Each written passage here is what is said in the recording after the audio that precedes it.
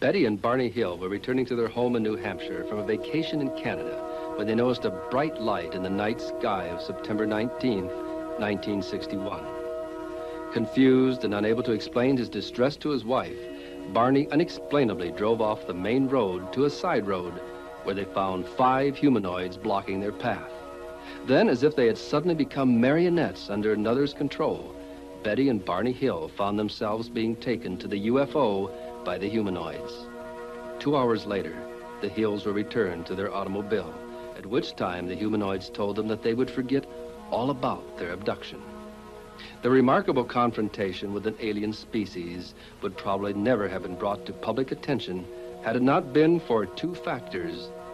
Both Betty and Barney were troubled by bizarre, inexplicable dreams, and they had discovered an unaccountable 2-hour gap in their journey home from Canada.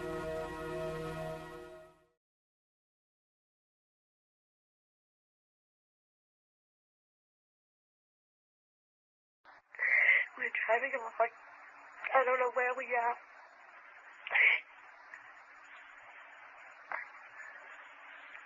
I don't even know how we got here. Barney and I, we've been driving, and I don't know how long, and we haven't even been talking. I just been sitting here feeling that something's going to happen. And I'm not really too afraid. Except right now I am. At that time I didn't feel afraid.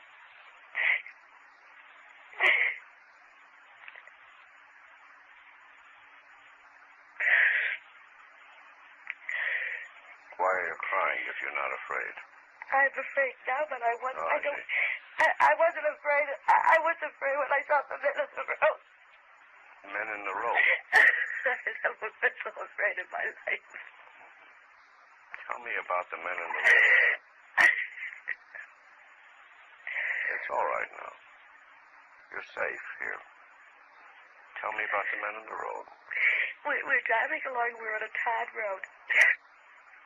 And all of a sudden, without any warning or any reason or rhyme or anything, Barney made a... he almost... The brakes, I think, even squealed. He stopped so suddenly and made this sharp left-hand turn to the highway. And we went onto this narrow road. I was wondering what he was doing down here, but he wasn't saying anything, and I wasn't. I figured, well, maybe we're lost, but so what? We'll come out somewhere. And we're going along, and there was a sharp curve in the road, and as we went around the curve, there were trees. There were a lot of tall trees on my side. I don't know about Barney's side of the road, but there was these men standing in the highway, and I wasn't too afraid when I saw them. They were standing there, and I thought, well, you know, there was several. There was, I don't know, and they were just, you couldn't get a good look at them. But then I thought, well, you know, are they in a car and the car broken down, or what are they doing there? And Barney, of course, had to stop. And then he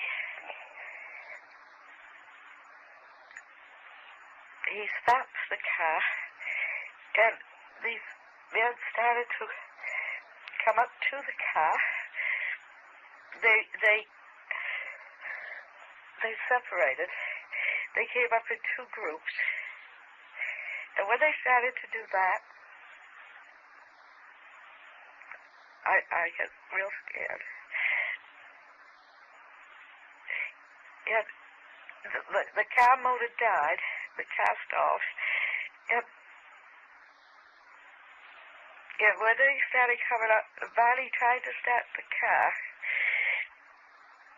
He tried to start it, and you know how a motor of a car would just turn over, it won't fire.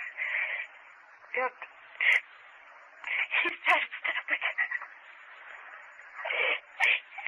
He did what?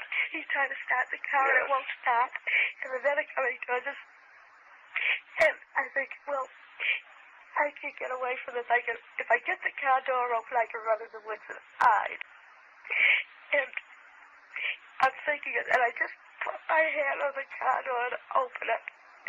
And the men come up and they open it for me. And they open the car door. And there's very big men. And there's 1, 2, 3. Next to me. And then there's 2 men behind us. I didn't hear that. 2 men. There's the car door, and there's 1, 2, 3 men. Yes. And then there's 1, 2 more behind them. Yes. And one man puts his hand out.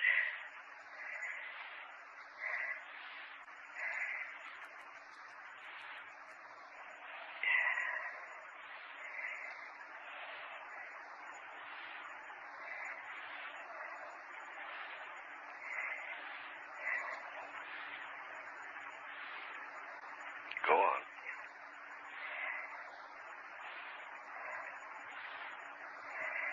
I don't know what happened.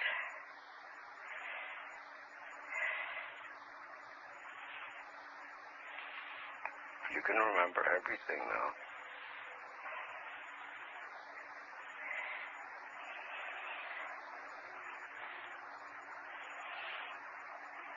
What did these men look like? Could you see their faces? No.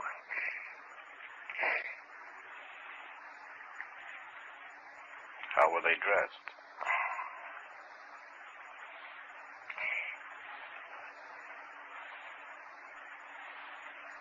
Alike somehow or other. Did they have on any uniform, or were they in ordinary clothes? More like a uniform.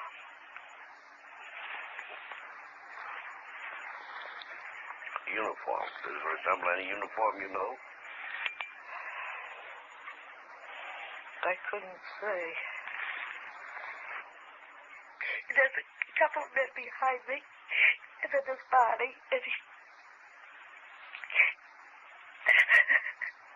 there's a man on each side of him. And my eyes are open. My body's still asleep. He's walking and he's asleep. And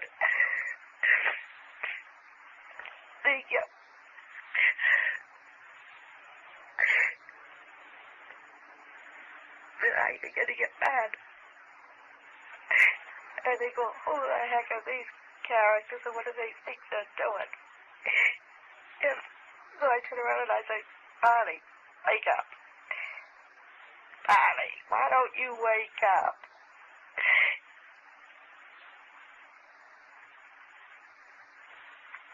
And he doesn't pay any attention. He keeps walking. And I keep going a little bit further, and I turn around and I say his name again, Barney, wake up. And he doesn't pay any attention. And then the man who's walking beside me here says, oh, is his name Barney?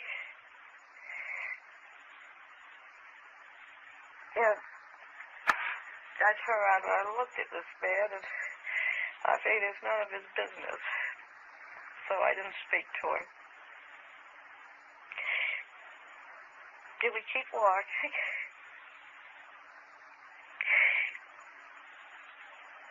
And I try to wake Barney up again. He said, Barney, wake up. And he doesn't. So the man said, he asked me again, he said, is Barney his name? Then I wouldn't ask him, so that he says, don't be afraid. You don't have any reason to be afraid. We're not going to harm you. But we just want to do some tests. When the tests are over with, we'll take you and Barney back and put you in your car, and you'll be on your way back home in no time. And so,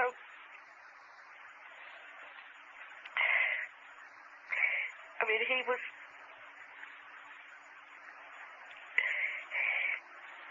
sort of reassuring in a way, but I can't say that I trusted what he said.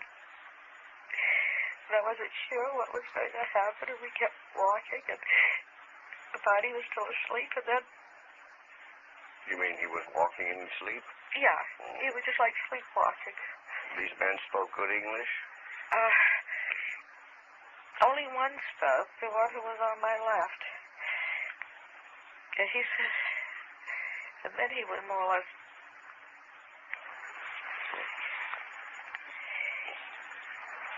He had an accent.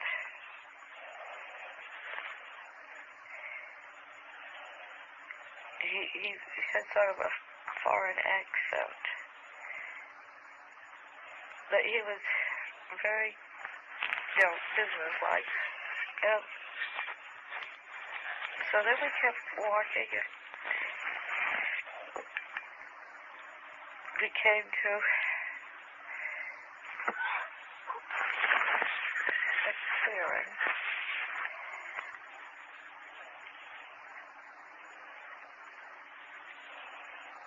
And there was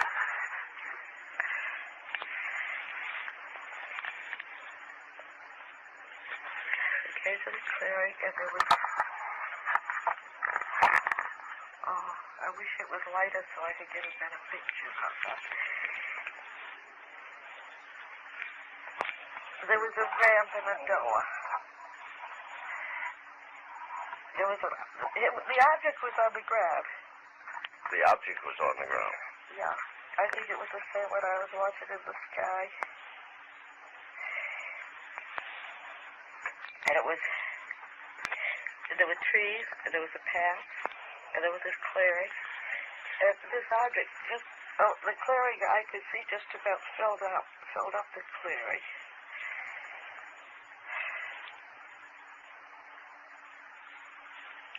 And they're taking me up to the object. Now, I don't want to go on it. I don't know what's going to happen if I go on it. I don't want to go.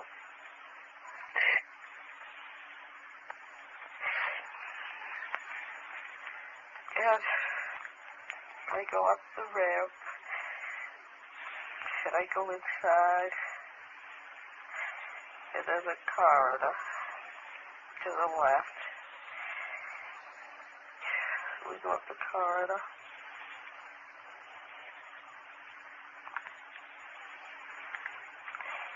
And there's a room, and they sat to take me in the room. Some of the men come in the room with this man who speaks English and me. They stay for a minute. I don't know who they are. I guess maybe they're the crew. But they only stay for a minute. And the man who speaks English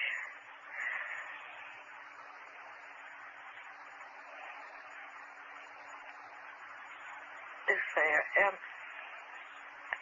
another man comes in. I haven't seen him before.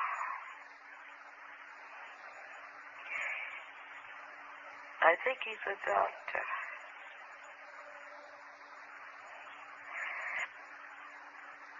And they came in the door. And I think he's got, I don't know how our nervous system is, but I hope that would never have nerve enough to go around kidnapping people right off the highways like he's done. And he tells me to take off my dress. And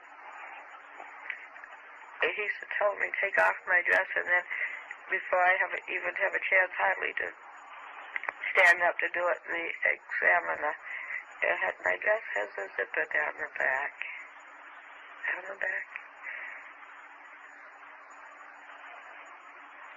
Yeah, it has a zipper down the back. And the examiner unzips my dress. It goes way down to my waist, the zipper does. And so I slip my dress off. As well, I don't have my dress or my shoes on. And there's a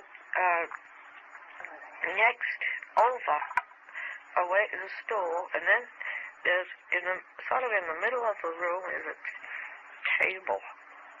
Some kind of a table. It's not up very high, about the same height as a desk. So I lie down on the table on my back, and he brings over this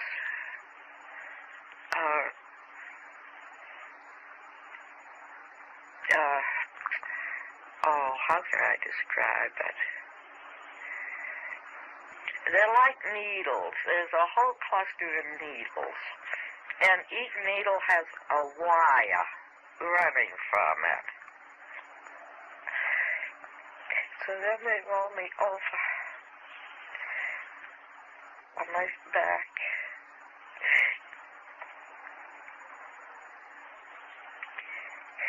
And the examiner has a long needle in his hand. And I see the needle. And it's bigger than any needle I've ever seen. And I asked him what he's going to do with it. And he said, just a simple test, it won't hurt me. And I asked him what. And he said he just wants to put it in my navel. It's just a simple test. And I tell him, no, it will hurt. Don't do it. Don't do it. And even though it won't hurt. And he sticks a needle into my navel.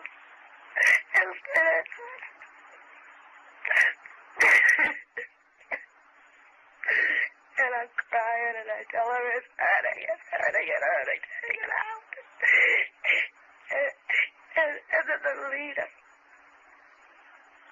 he goes over and he puts his hand, runs his hand in front of my eyes. And he says, I'll be all right. I won't feel it.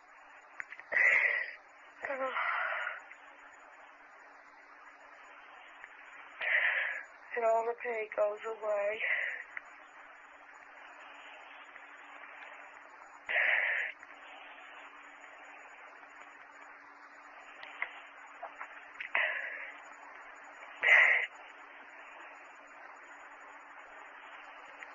Dad.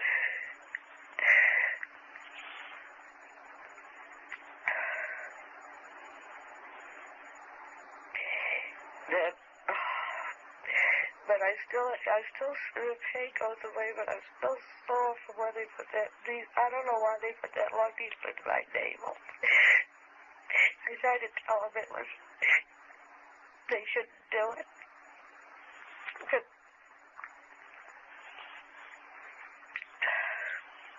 did they make any sexual advances to you? No. They didn't? No.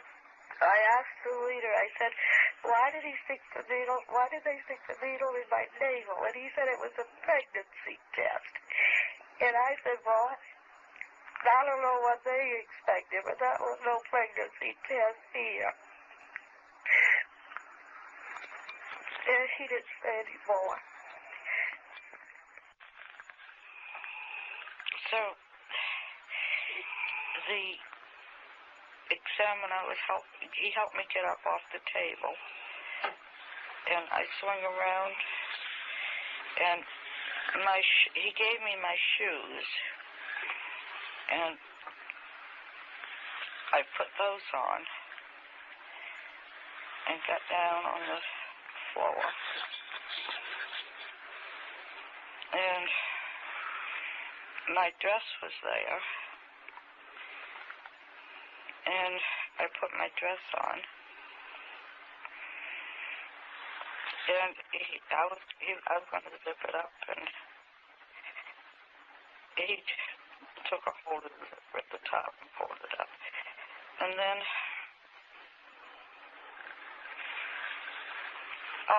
I said, I can go now.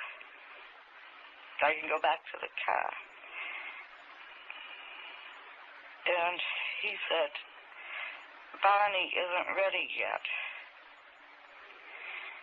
And so then I began to get worried, and I asked him why it was taking so long with Barney. And he said, well, they were doing a few more tests with him, but he'd be right along in a minute. And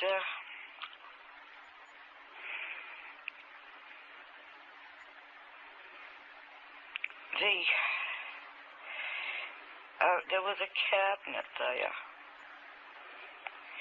and the doctor, the examiner, he had gone out of the room. There was just the leader and me there. So there was a doctor there, you say? And the man who did the examining, he did the testing, and he left. And so there was just the leader and me. And so I felt, I was grateful to him because he had stopped my pain. And now I wasn't afraid at all. And so I started talking with the leader. And I said to him that this had been quite an experience. It was unbelievable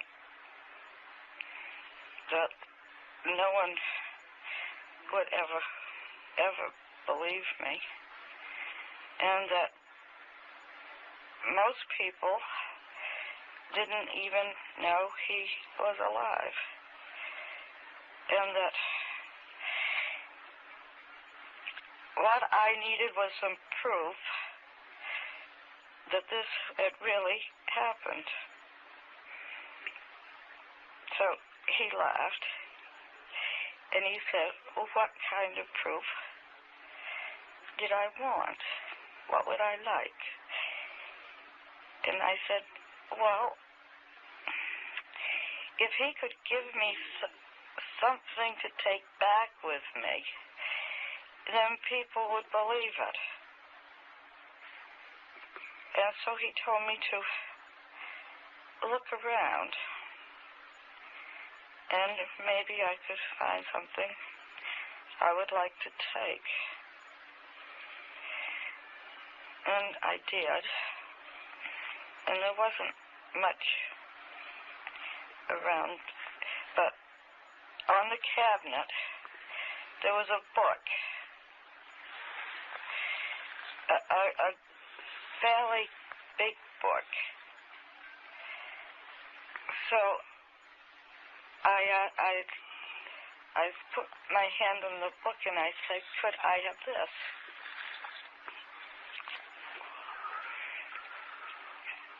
And the leader laughed, and he asked me if I thought I could read it.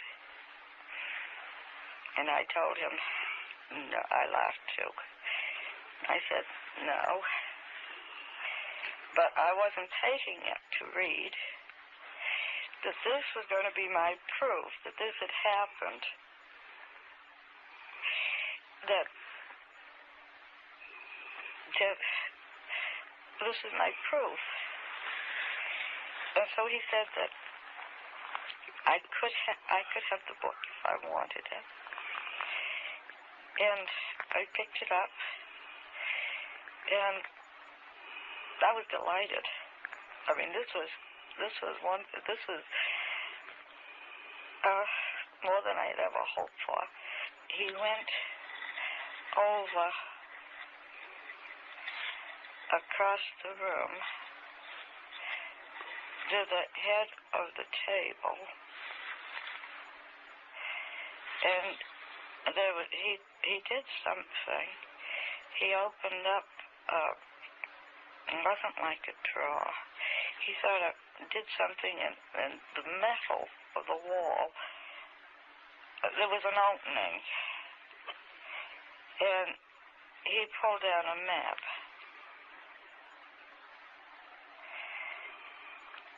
And he asked me, had I ever seen a map like this before? And I walked across the room, and I leaned against the table, and I looked at it. And it was a map it was an oblong map. And he said that the heavy lines were trade routes. And then the other lines,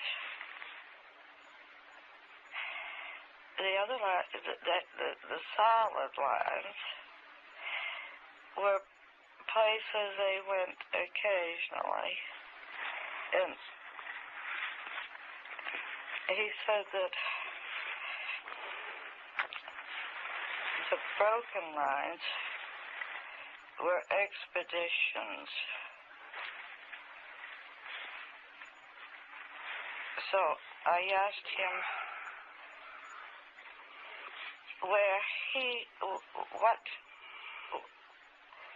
where was his home port? And he said, where are you on this map? And I looked and I laughed and I said, I don't know. So he said, well then, if you don't know where you are, there wouldn't be any point of my telling you where I am. And he put the map, the map rolled up and he put it back in the space in the wall and closed it. And I felt very stupid because I didn't know where the Earth was on the map. And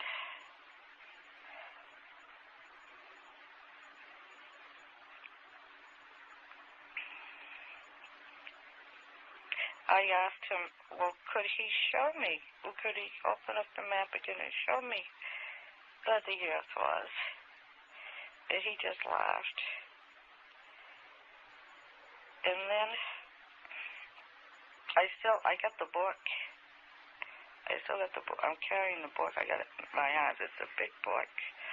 And so I went back to the cabinet and put the book down and started to look through it again. And there was all of a sudden this noise out in the hall. And some of the other men come in. And with them is the examiner. And they're quite excited. So I asked the leader, I said, what's the matter? Did something happen to Barney? What is that? It's something to do with Barney. And the examiner has me open my mouth. And he starts checking my teeth. And they're tugging at them. And I asked him, what are they trying to do? What were they doing at them? They were tugging at my Tugging at teeth. them, yes. Yes. And the examiner said that he was very excited, and he said that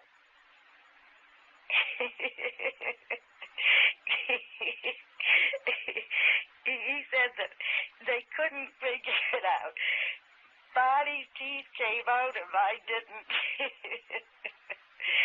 And I was really laughing.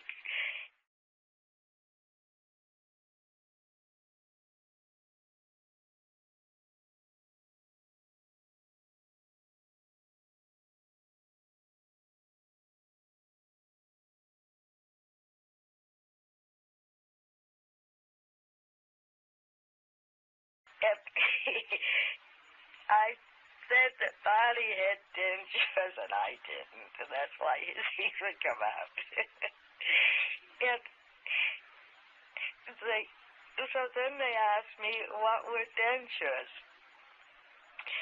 And I said that people, as they got older, washed their teeth. They had to go to the dentist and have their teeth extracted, and they put in dentures. Or a person, sometimes, Barney had to have dentures because he had a mouth injury of some sort, and he had to have his teeth extracted. All these things you ask me, I don't know. I'm a very limited person when trying to talk with you. But there are other people in this country who are not like me, that they would be most happy to talk with him, that they could answer all his questions. And maybe if he could come back, if we could make arrangements for a meeting, maybe I could, if he gave me time enough, somehow I could find these people and I could arrange for him to meet them, and it would have to be done so there'd be no danger involved. I wouldn't want him to be exposed to any danger. That I don't know how I could do it. I don't know how I'd work it out somehow. But if he could come,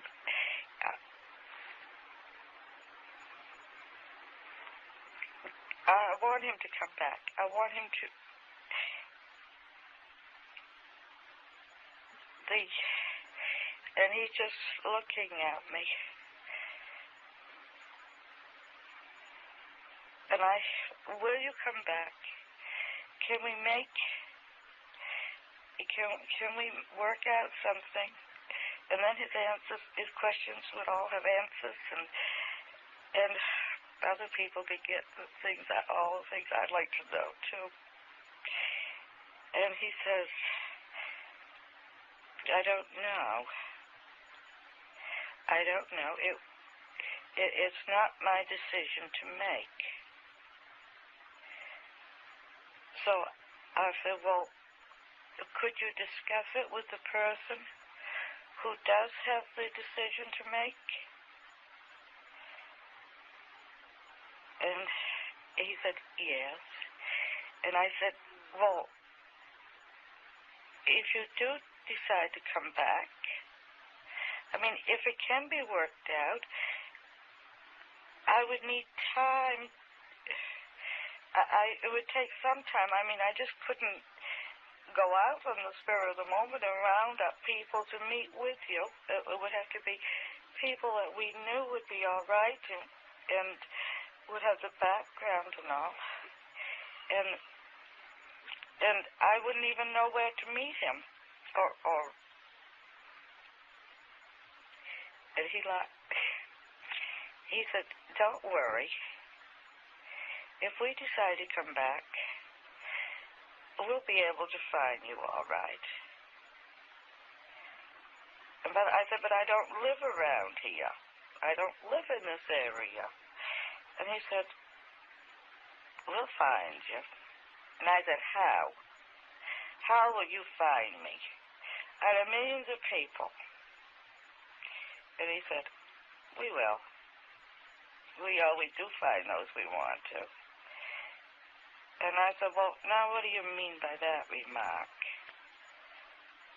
And he just laughed. And then Barney's coming. They're bringing Barney out.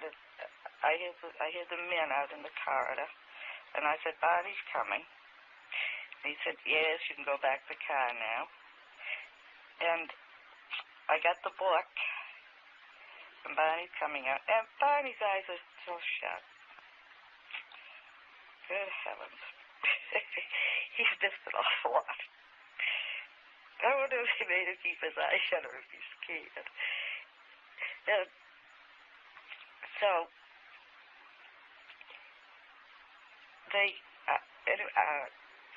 now it's time to go back to the car, and the leader said, come on, we'll walk back to the car with you. I said, all right. I said, but I wish I knew if you were going to come back. And he said, well, we'll see. And we're out into the corridor. Barney's behind me with his eyes shut. There's a man on each side of him. And I'm all ready to go down the ramp when some of the other men, not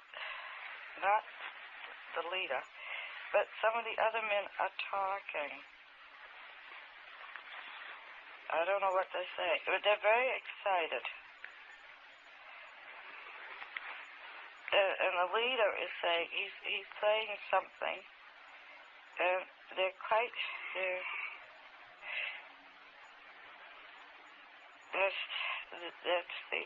they're undecided about something. And then,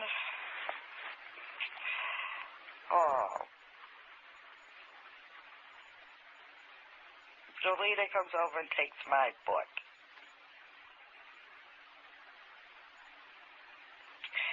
And I said, oh, I'm furious.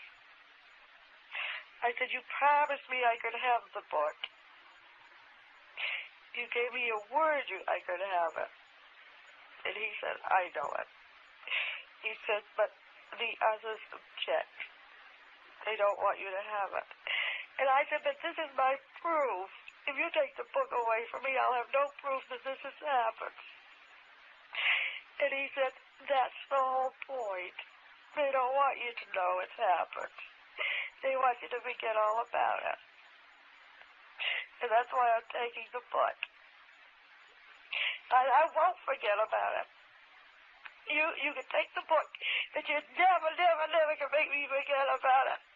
Because I'll remember it's the last thing I ever do.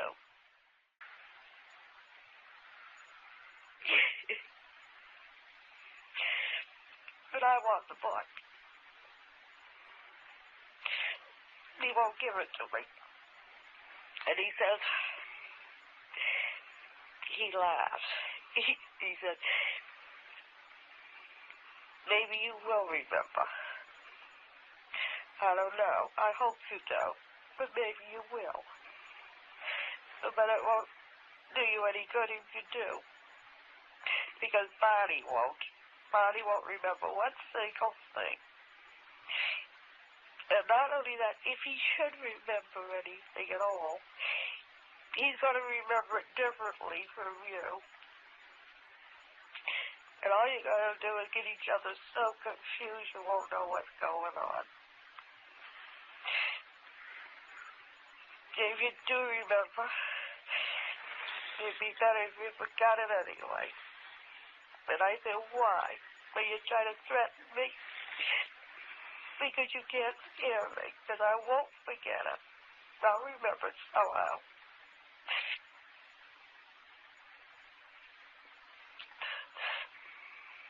So then he said, all right, now, come on, let's go back to the car. We'll take you back to the car. And, I've been standing there on the side of the ramp talking to him. And I'm not so mad now. And they've taken Barney ahead while we were talking. So the other men are going ahead. And he said,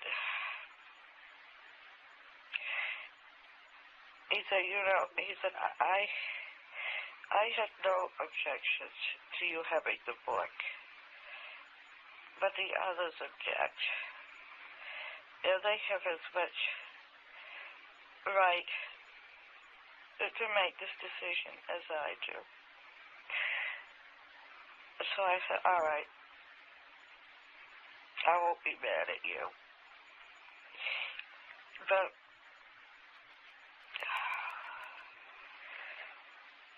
it is the most, I wish I could be able to have some proof of this, because it's the most unbelievable thing that's ever happened.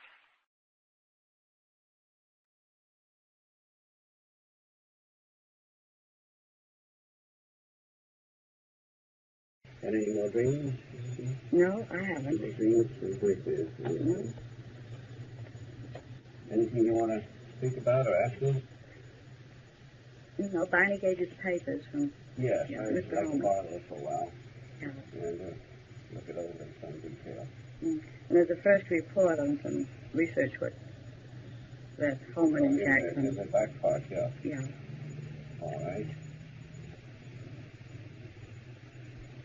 Now, I want to ask you about your experiences when you were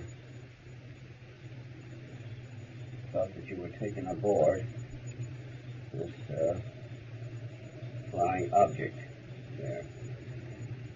When you sighted this thing before the last experience, Barney saw men in the object at the time of the sighting through the binoculars. Did you see any men? This is when he got out and walked towards us. Yes. No. You never saw any men in the object? No, I didn't. He described them to you, did he? No. He didn't describe them, not at that time. He said they were wearing uniforms. Mm-hmm. Or he thought they were uniforms.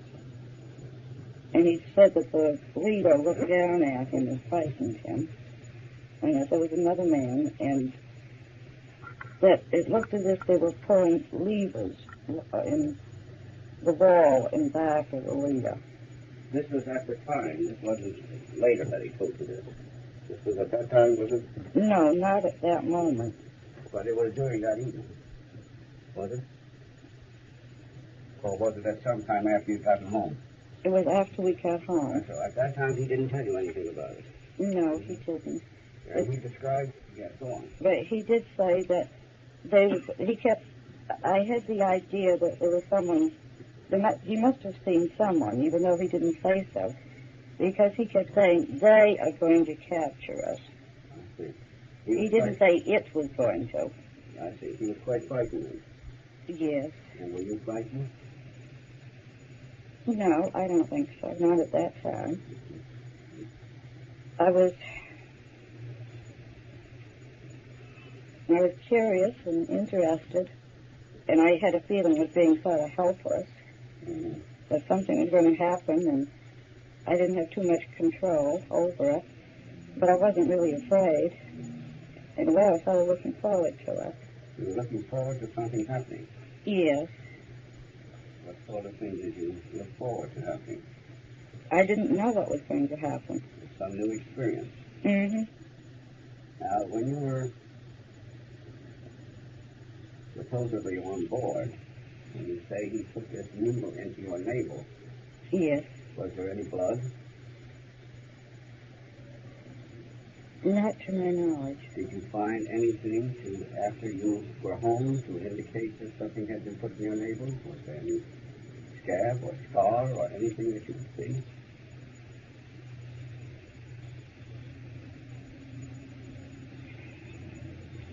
I don't remember looking. You didn't think of looking? No. So you wouldn't know, and now there is nothing, I take it. I don't think so. When the leader was talking to you, he spoke in English, you said. Mm-hmm. Yet he seemed to be of some foreign origin, Mm-hmm. and he didn't know a good many things. Right? Yes. And he had an accent. He had an accent. Are you familiar with accents? Do you have any idea what kind of accent it was? Germans have one kind, French have another, Japanese have one kind. Peculiarities of their use of English, letters that they cannot pronounce.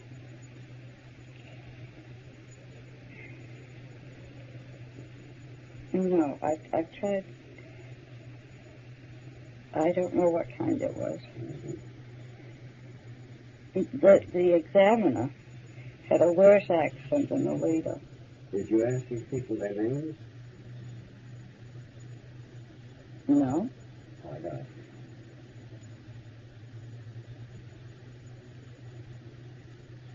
I didn't think of it. You didn't think of it. They didn't ask me my name either. But they knew Barney, I kept saying Barney's name. They knew Barney's name, So they, I guess, did they? yes. And you and Barney said did not talk about these experiences? Afterwards? Right afterwards? Well, at any time afterwards. You said, I believe, that you didn't talk about it on your way home. No, we didn't. But you did tell him about it afterwards, didn't you? Well, I told him, after, when I had the dreams. You had the dreams? Yeah, I told him I was having nightmares. Mm-hmm. I mean, it's not really, well, they were nightmares, but they were strange dreams. And, but I didn't tell him about my dreams at that time. And then when Mr. Holman and Mr. Jackson came to the house, and we were trying to, I think it was Mr. Holman, asked us why the trip took so long to come home. And that's when I said, I remembered about the moon being on the ground. The moon was on the ground? Yes. And was this that big yellow object? Mm-hmm. Or the light that you saw? It was just like a big moon. Mm-hmm. And it was on the ground. I could see the silhouettes of the trees in front of it. And Barney heard all of these things that you told us. They said, well, when they said what took so long, I said, we didn't know what took so long. But then I started to think about the moon being on the ground, and I mentioned seeing this. And Barney said, yeah, he had seen it too.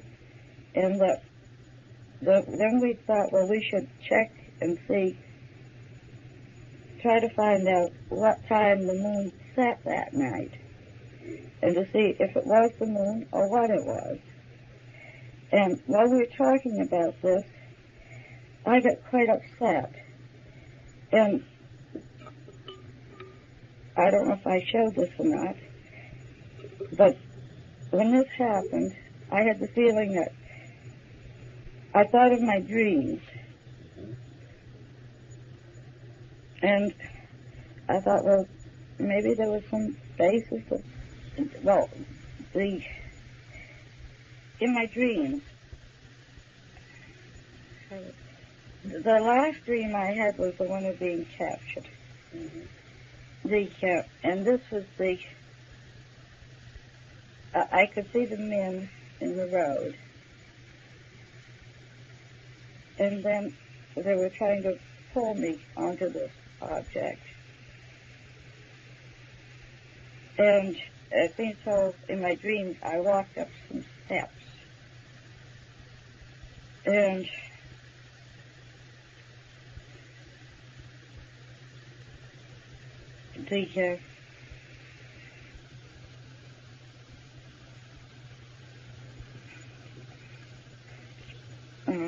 there was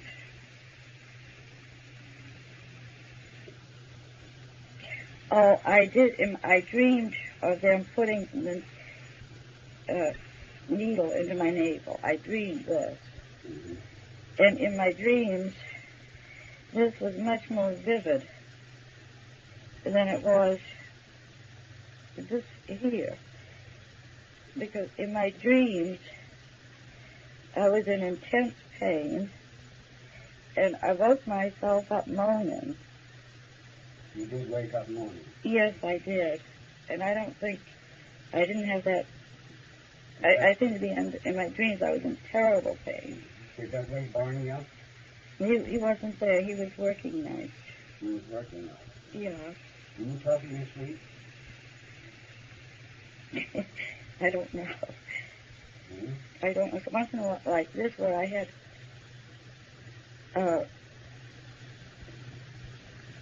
I felt as if I had woken myself up moaning.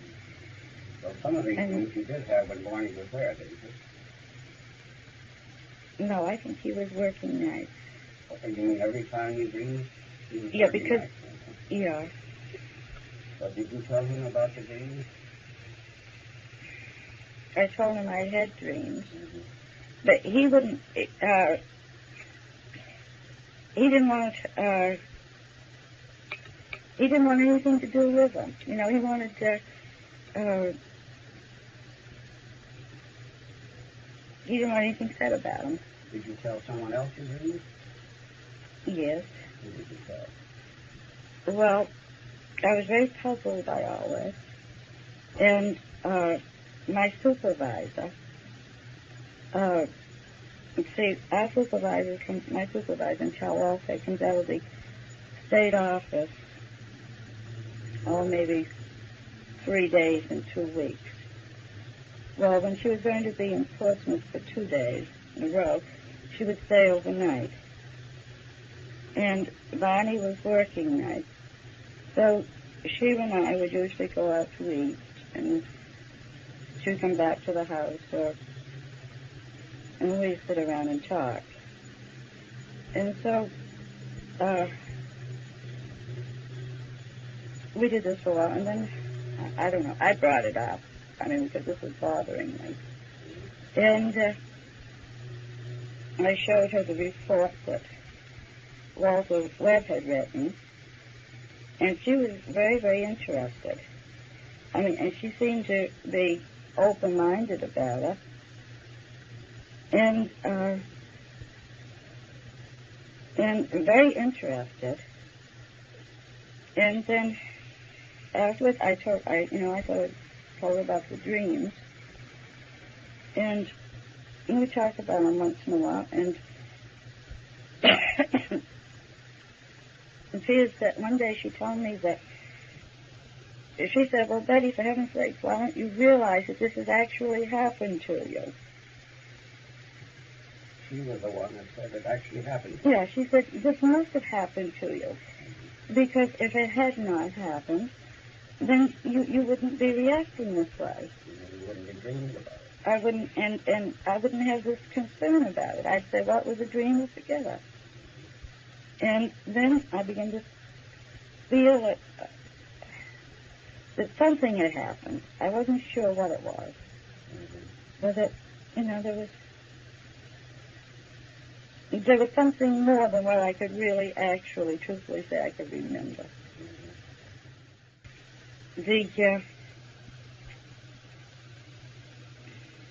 Now I told me Sister Janet. My sister Janet. Janet. And, you know, I mention them probably once in a while. How about I Doc? told, who? Doc? My sister. Your upstairs neighbor? Oh, no, Hannah? no. Well, did you tell anyone these dreams in Barney's presence? I think you must have heard me talk about them. He heard you talk about it. Yeah. So he really did know about your experiences, didn't he? He knew some of that. I think, you know, he must have heard me say something about them to somebody. Now, did all these things that you feel happen, didn't that happen in your dreams? Didn't this all have been your dreams? No. Why do you feel so sure of that? Because of the discrepancy. You know, tell me the discrepancy, just make it so it couldn't have been your dreams. Now, we know your supervisor told you it must have happened. Up until then, you couldn't believe it. I could, yeah. Now, after she told you that, you dreams that happened. What were the discrepancies? Well, I had the You feeling didn't know about discrepancies because you couldn't remember this experience you told me. well, I knew what I had dreamed, Yeah. but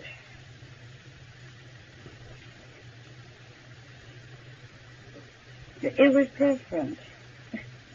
This is different. What makes the difference? There's so much more, and Suppose that so much more had been parts of dreams that you couldn't remember. One doesn't always remember all of the dreams. Isn't that possible? I don't know. In other words, the dreams that you can remember do not have everything that you were able to tell me. Is that right? That's true.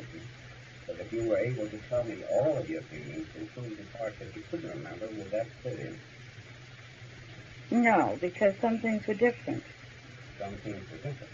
Yes. Or could it be then that when you remember the dreams, some things were different? You just remembered differently because you were afraid to remember everything. You mean in my dreams I would have been afraid to No, remember? when you tried to remember your dreams. Do you follow me? If you remember dreams, some parts of it, sometimes you forget parts of dreams. Yeah, this is... Because you're fearful. You know that, I think, from your own things. Mm-hmm. And then there might be some parts of the dream that are misremembered for a certain reason. Is that possible? Well, now in my dreams I walked up steps. Mm-hmm. And here I didn't walk up steps. I walked up a ramp. Yeah. So is that a very significant difference, you think? I don't know. You walk up. But the map, Mm-hmm. I could almost...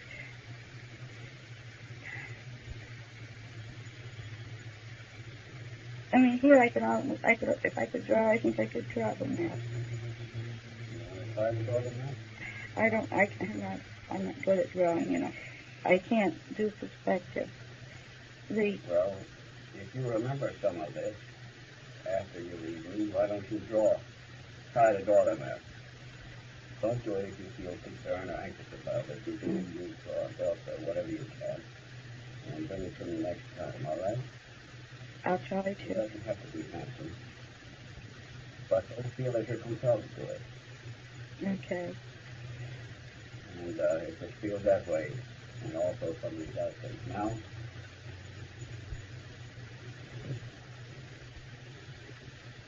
what other discrepancies? You mentioned the difference between the ramp and the stairs. And, oh,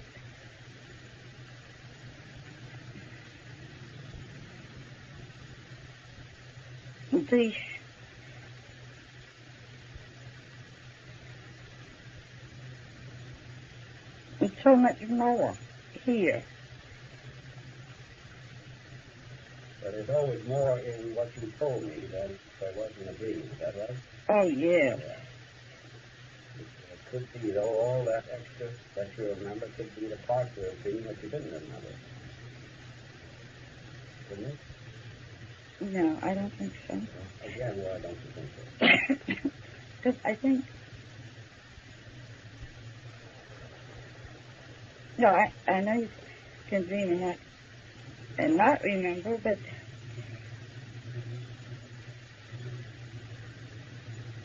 I'll give you a count of experience for these men who seem to speak our language and yet didn't know a lot of things about it, like dentures and aging and things like that, and you thought they came from another world, I take it, didn't you?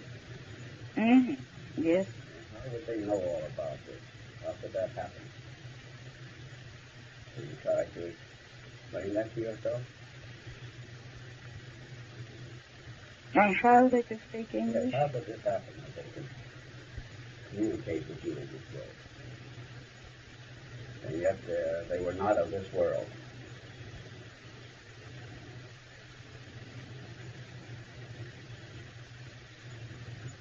Maybe they've been studying us. That would mean they would have had to come here and know us and everything else, wouldn't it?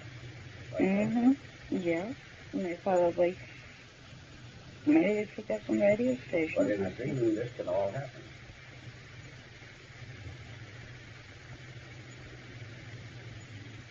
Things don't have to be explained in a dream. Did you feel that they could communicate with you in any other way than words? Were they able to transfer thoughts?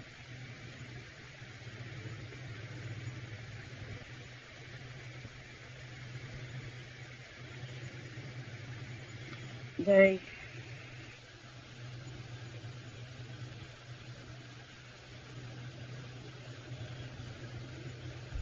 I don't know about that. Do you believe that thoughts can be transferred? Do you believe it? Yes, Do you believe I in do, that? to a certain extent. Have you been able to transfer your thoughts to anyone or to see someone else's thoughts?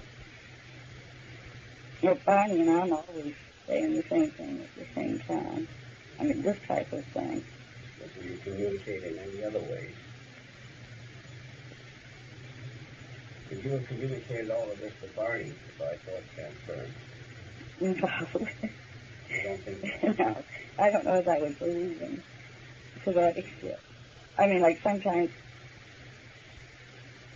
it would. I used to have a teacher in college, and I would sit in the front row, and if I was bored, I'd sit there and I would think, scratch your face, and like this, or scratch your leg, and then wait to see how long it would take him to do it. Play around like this. Mm-hmm. So you wanted to see how much power there was in thought. Yeah. But you had no such communication between yourself and these strangers?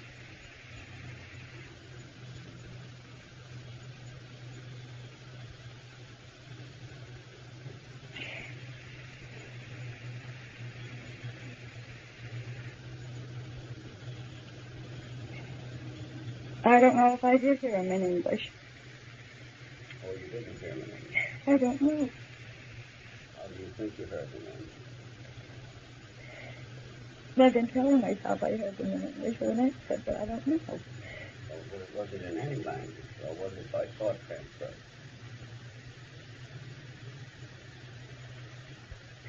I knew what they were saying, You knew what they were saying. and they knew what I was saying. All right, it won't trouble you. It's all right. Well, do you think that was by some form of thought transfer?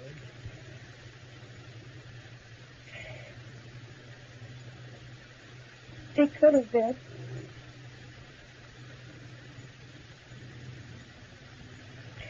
But if it was, I knew what they were thinking. You knew what they were thinking.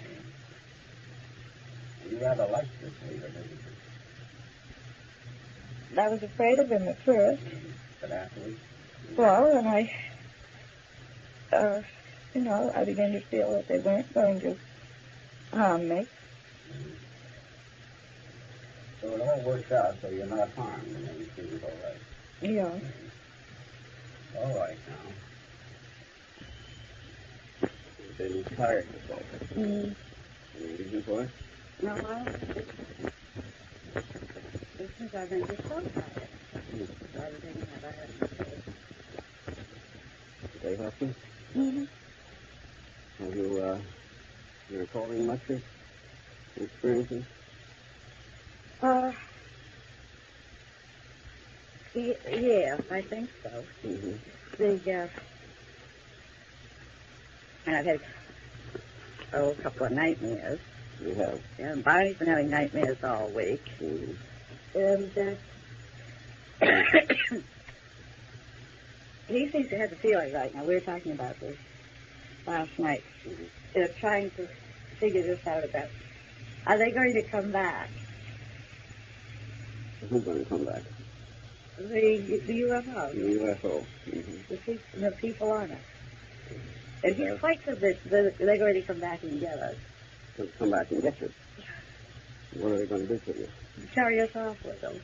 I see. Where? I don't know where they would carry us. Mm-hmm. So we've been discussing this, and I said, well, this is because they had told us to forget about it. Mm-hmm. And now we've defied them by not forgetting about it. So he's feeling guilty, probably. He thinks that he deserves to get captured and carted off by us. Because you're defying them. Yeah. Mm-hmm. Now, you say you've had some nightmares. Do you tell each other about them? Yeah. Mm-hmm. What is it your nightmares been like?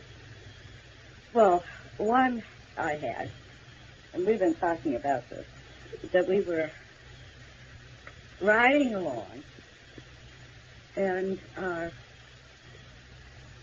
I could see this object going through the sky. It was lighted, Mm-hmm. and I was all excited, and I was saying to Barney, there they are.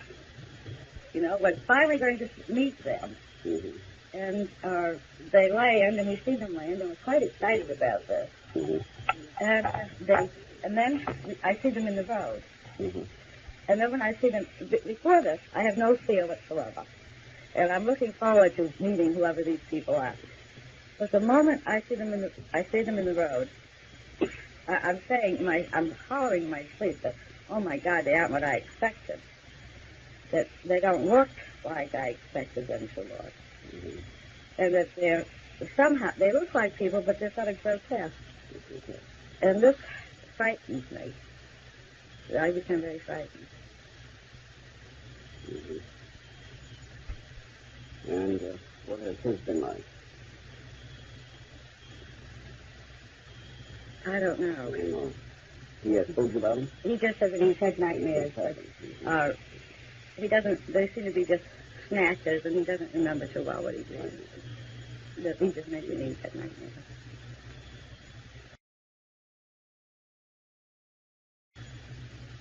Now,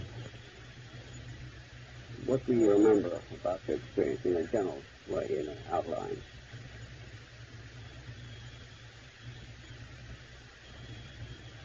Well, because I remember what I remembered before about seeing the UFO. Yeah.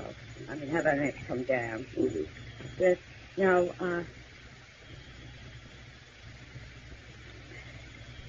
there was something about this. Oh, one thing, that after we were beat, just before we were beat, when Barney told me to look out and see it, I did. You did it well. I looked out and I saw it, but I kept saying I didn't see it because I was expecting to see the lights. This is what I was looking for, and I didn't see the lights. Well, what did you see? I saw the bottom of it. I see. And I could, it was right over the car, so that I couldn't see, it was a bright light night, and I couldn't see the stars. And this is, I knew there was this big, dark mass over the top of the car. And this was going away. This was directly over the car. How about that period of time that you didn't account for? Do you remember any of that? that Mr. Holman pointed out? Oh, yes. Wasn't outlined No. up and down. About going around the corner and the side road and the men in the road. Yeah. I can remember that. And after that? I can remember being out of sleep and walking in the woods and going on the ship. You remember going on the ship? You remember what happened on the ship? Being examined, yeah. You do remember that now. And this is what you had forgotten. Mm-hmm. So I will take it that you haven't been too distressed. Because I told you you would remember those things that you could remember without being too distressed. Mm-hmm. Even though you have had nightmares. Sure. Well, I had the feeling as though so many things that I will. It's just sure that so many things I want to remember, but I gotta. Yes, well, don't struggle with it. No. Don't struggle with it. And if you have these dreams, they will be dreams. Now I want you to tell me your dreams. The dreams that you had, and which you told to some of your friends and to your supervisors. Tell me the main dream of each. Now, tell me the main dream, the one that has the most in it.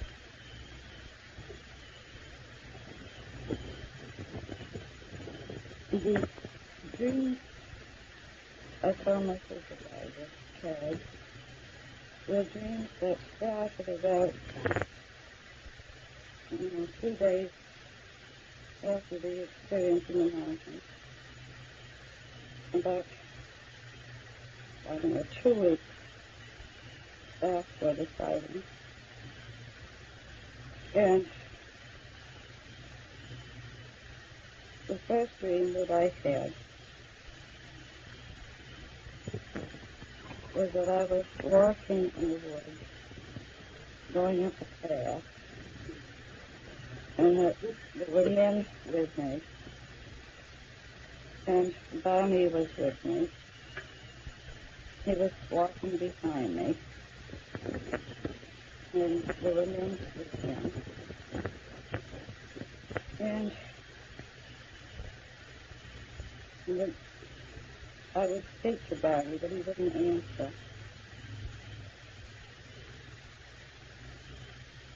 And then we came to this object on the ground, and there was a door, and I knew they wanted me to go inside, and I didn't want to, and they told me I had to. And I went up the steps, and I went inside, and there was a room, and they told me to go in the room, and they took Barney. I wanted Barney to stay with me, but they took him to another room, and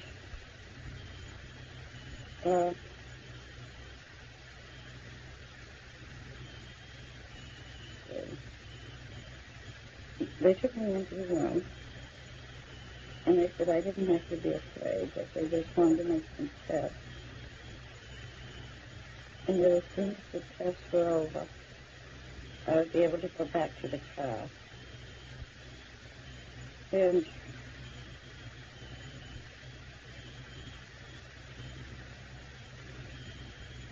they gave me the daycare.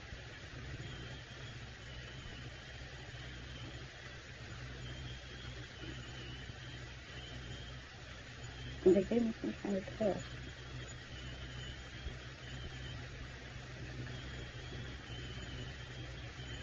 Yes, you remember the test. They gave me the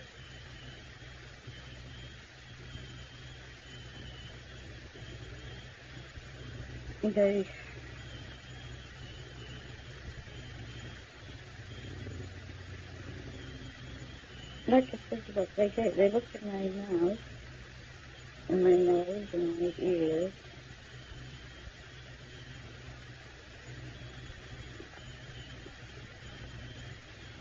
And they checked my back. They put some kind of machine, gadget or something, along my spine.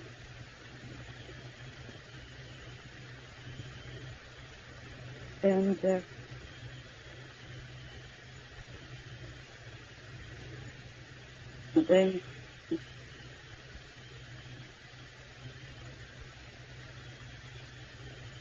some of the tests were done. I was sitting down on a chair, and then when they did my back, I was on a table.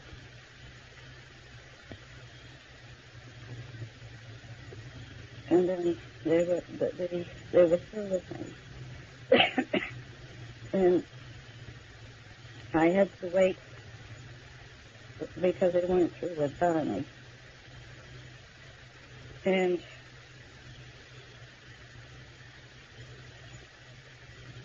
while I was waiting, I was talking. In my dream, I was talking with the leader.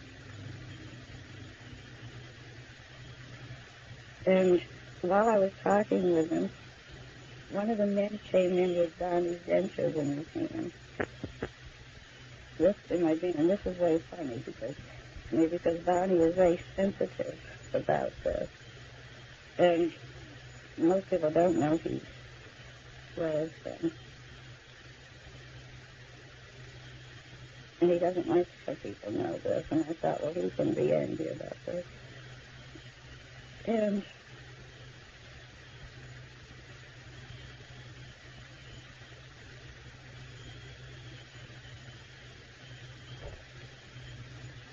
then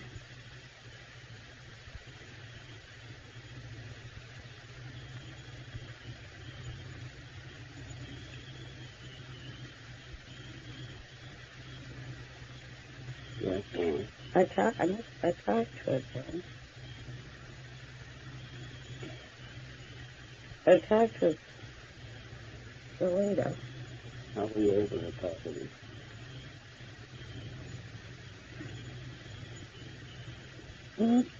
Like you would with anyone. In English? Yeah. And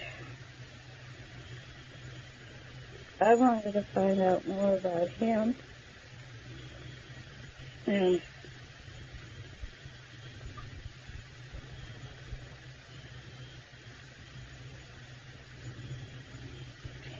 there was a book on the table, a nice table cabinet, and I had to look at it.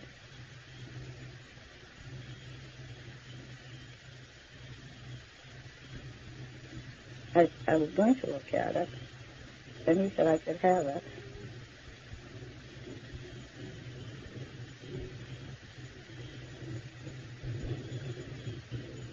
And then Barney came out of the other room, and then the leader changed his mind. He wouldn't let me have the book. Mm-hmm. Did you say why not?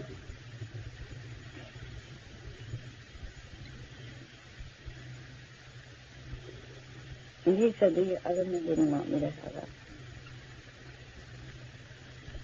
So I couldn't have it. And he took it. And this was after Barney came out. We were about ready to leave.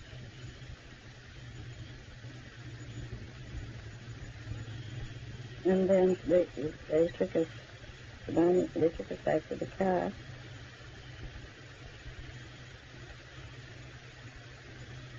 And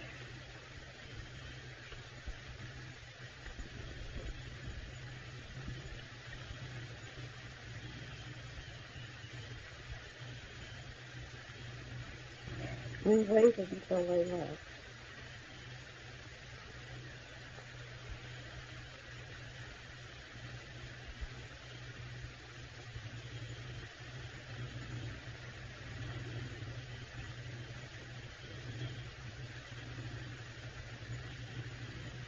And then the last dream of all, no, it wasn't the last dream of all. The next, I had these dreams, I don't know where they started or stopped. But then I had a dream of this. I had a dream of these men being around the car. This is a series of dreams. This is the last dream I had. But these men were around the car, and I couldn't get out, and I was afraid. And I was trying to get out, and I couldn't.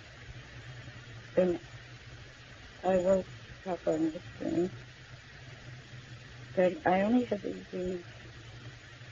I just had a series of them, probably over a week's period of time. Did you tell Barney? Did you wake him and tell him your dreams? He was working nights. Oh. He wasn't home. But I did tell him that I was having some nightmares, because I usually don't have nightmares. Well, now, this was the major dream that you just told me. There were others. Did were similar dreams, or did they differ in any respect, or were they about something else? No, there was one. But these were all dreams about them coming back. About them coming back? Yes. That were sort of... Well, there was one that I've had 2 or 3 times. Yes. And in this dream, I didn't tell this to Clay either, because I put this off and on over a period of time.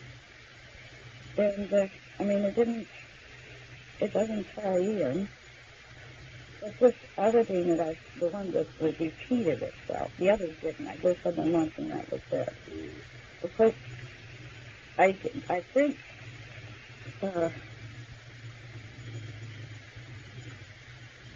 just figured that this one was because I had been frightened, and this is why I was dreaming this dream. But I would dream that Barney and I were somewhere, not home, but we would be maybe on vacation or something. And I would look out the window, and I would see waves and waves of UFOs coming. Not just one, but the sky would be all lighted up with them. And I would say, oh, Barney, come on, let's go out. They're back. Let's go out and meet them. And then they would start doing something. I don't know if it was dropping bombs or what. But the whole world would get on fire. It would be all aflame, like a bombing. I suppose I've never seen one.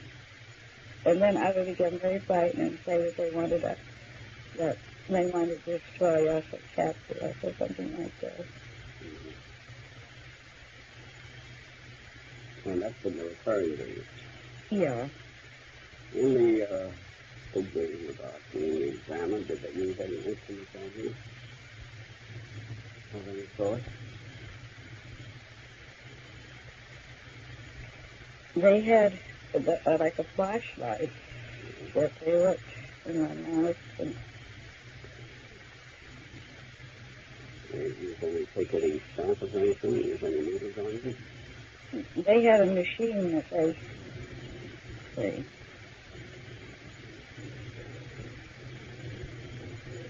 That they had, it wasn't needles, but that they touched along my spine. So that they were taking something. Did they inject anything into you? In my dream, yes. What? They put the needle into my navel. Because this was a dream that woke me up too. That's what you up to? Yes. The men being around the car, and when they put the needle into my navel. Did they tell you where they came from? No. You didn't know where. Did you have any thoughts about it in your dreams?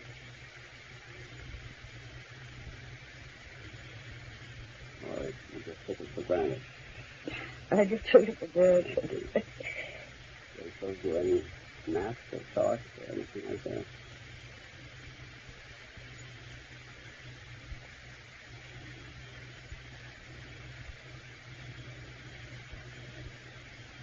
he was going to show me. He went over, he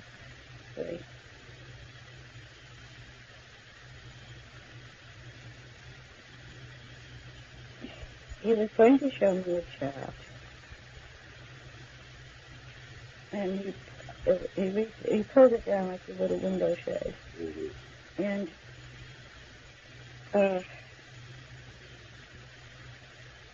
but then he said I wouldn't know what he was talking about anyway, and he snapped it back up. This is all the dreams. Mm-hmm. And isn't this just like the experience that you had? That being taken aboard and examined from the books and charts, things of that sort.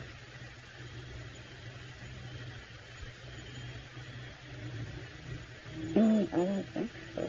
Well, what's the difference? Where does it differ? Where does it differ from my dreams from what really happened? Yes, and what you told me happened.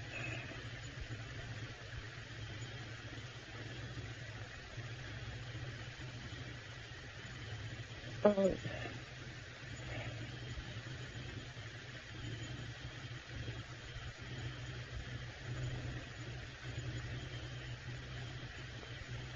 the way I feel about him is altogether different. The way you feel about it. Yes. What is the difference in the way you feel?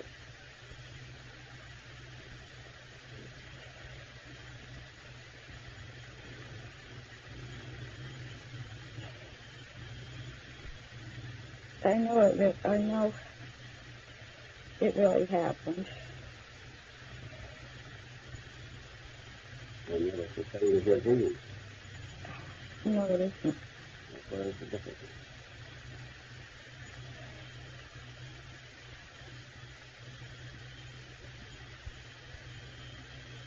There's so much.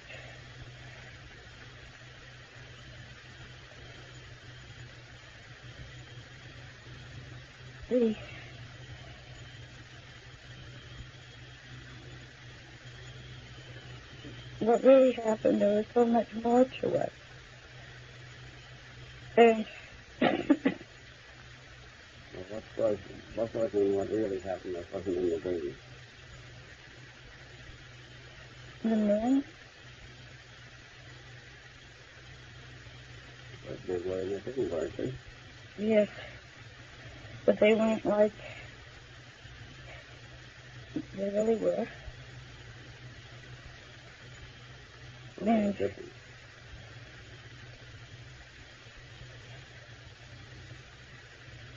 in my dream, they were just people. They were what? They were people. Yes. Weren't they people in the other? No, What were they? I don't know. They were. I keep trying to. I want to see what they look like, and I can almost see them, but then I won't let myself.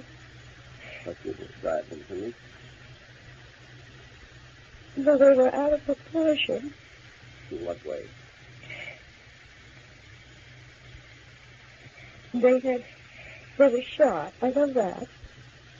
They're about my height, I think. I think they were as tall as me. And they were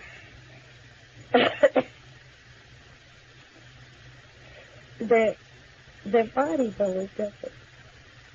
They had the chest. They were thick. Their chest was thick through. They weren't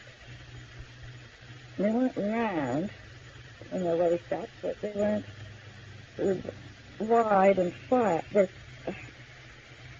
I'm not making sense.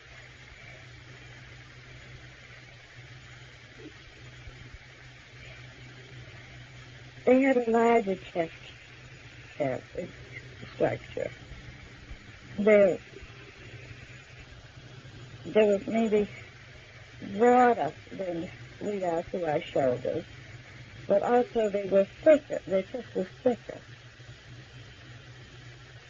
You make you think of any kind of people that you have seen? No. No? Mm-mm. Short people with fairly heavy bodies. They had, but it wasn't their whole body, it was just their chest. They had, their hips were not too wide, and they were slender hips. And in the dream, they didn't look like that? No, What did they look like in the dream? like people. Like people. These are people on different body shows from what you're telling me.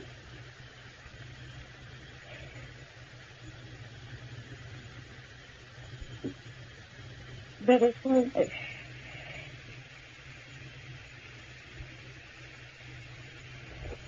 it was more than that.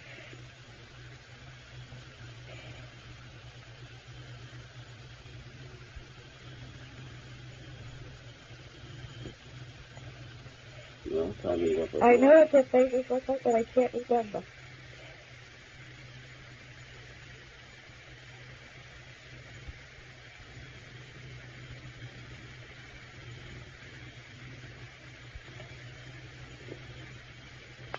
I want to say that their faces look like people, but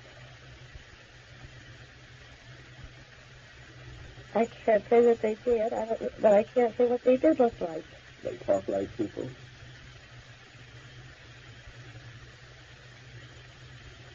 No.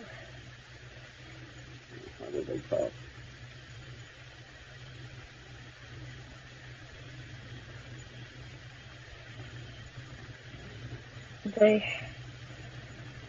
I just knew what they were saying, what they wanted me to know. No. They transfer their thoughts to you? Somehow or other, I don't know how. But apparently they talk in the same way that you did, on the same language, right? Well, I would understand it in English, You understand it in English. but I can't say if I heard the leader's voice, although I did hear the voices of the crew members. Mm-hmm. I mean, they were making noises. I couldn't understand what they were saying. They were communicating with each other. The crew members. Where were they? Were they in the same room? The crew members? Mm-hmm. Not during the exam, but they came on the walk up to the ship. They were there, and then they were back and forth between the two rooms. And then when they decided to take the book away from me, they were the ones who were objecting. And they were, this must have been this they were discussing. I mean, they were all communicating with each other before the leader took the book away from me.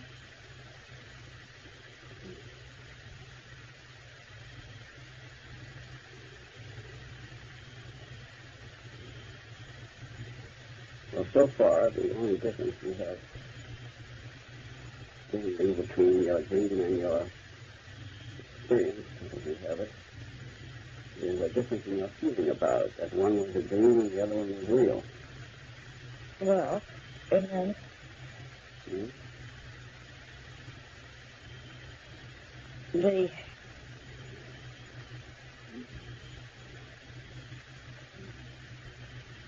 I know I looked at the book, but I saw the map. And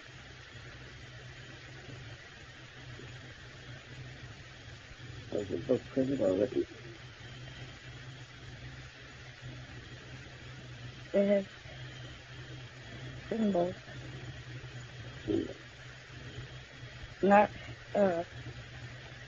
English. Some kind of little lines that went up and down. Just like anything you know?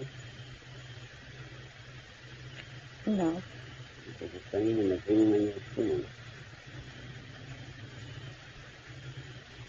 I didn't see it in my dream. You mentioned it in your dream. I saw the book, Yeah. but I didn't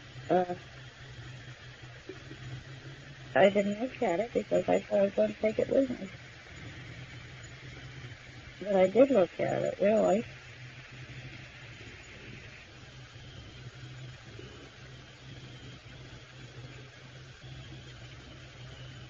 And the men were different when I dreamed and what they really were. Well, I was saying in the dream they looked normal. Yeah. The ones you described also looked normal as far as I can see, except that they were short in the side of their shorts and having large chests. And normal men can look that way, can't they? Not like this. Not like that. No. I never seen people who look like this. It looked like any of these pictures you have seen of people from outer space, like Martians. I don't think I've ever seen it. You know, you see some of the pictures that they have of those things. No. Or I might have somewhere, but I don't ever remember. I always thought it was fire. Of fire. Yeah. And did you ever dream of the spiders? No. Did these appear in any other dreams? Dreaming? Yes. I didn't dream of them. You mean? Any of it appear in any other dreams? Well, all your No. dreams tend to be alike. What do you mean? Well, They- you've seen quite a bit, haven't you? Yeah, I had these dreams. I had them once, and that was the end of them. Except for the dream about the UFOs coming over in large numbers to attack. So any of your dreams of fighting a UFO? No. Mm.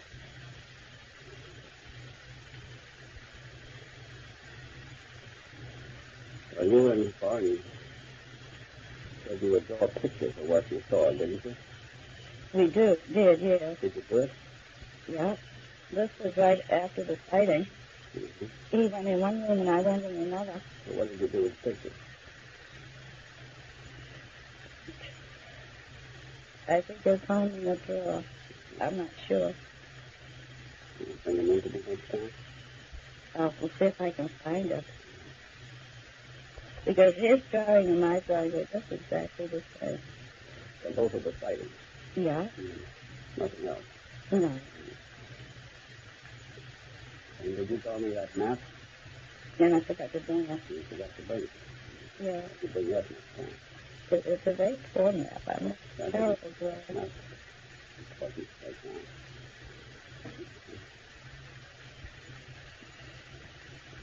Before we go on, what about the dreams you had with Steve? What were they like? Oh, the one of... I had two dreams. The first one was seeing UFO, and I was all excited and telling Barney that we were going to meet the people on it. Mm-hmm.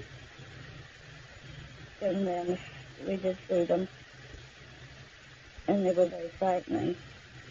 They were frightening. Yes. What did they look like? I couldn't see because they were too far away to see. They like the men in your experience?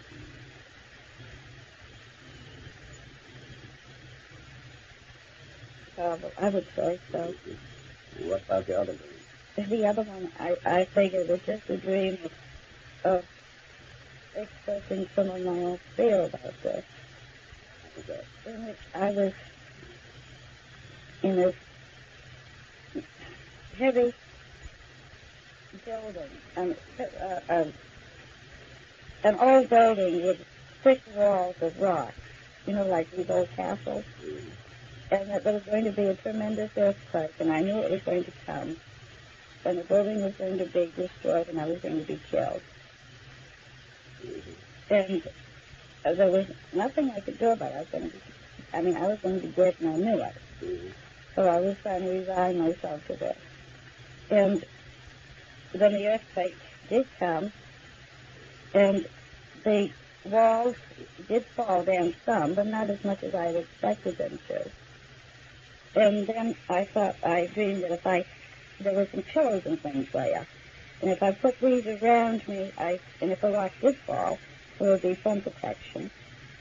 And I did this, but none of the rocks fell, and the earthquake stopped. And then there was a big fire out. I could look out, and there was a big fire, and I thought, well, the earthquake's over now it's been replaced by a fire.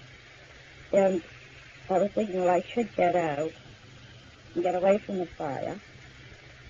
And then a group of men came, and they led me through a path in the woods, and I was safe. Mm-hmm. They led you through a path in the woods, you were safe. Mm-hmm. Like coming off the... Yeah. Oh, and in the meanwhile, also in my dream, it was, and I thought, well, this is probably Delphi, the dog. But in my dream, in this building, there was a room way in the back, and there was a dog I owned in the room. But it was a big dog. And I wasn't concerned about the dog, because I knew the dog would be all right. And that was the dream. That just, by leading me, these men taking me through the path to the woods, to wherever they were taking me, I was safe and out of danger. It seems in some ways to anticipate, in spite of your anxiety, to look forward to these men coming back and taking you on some adventures. Is that the way you feel? And frankly, I wouldn't be surprised to see them. Mm-hmm. Would you like to see them? Not right now. Not right now. When? If I could get over being afraid. Mm-hmm. Right now, I think I'd die of fright. Mm-hmm. I saw him again.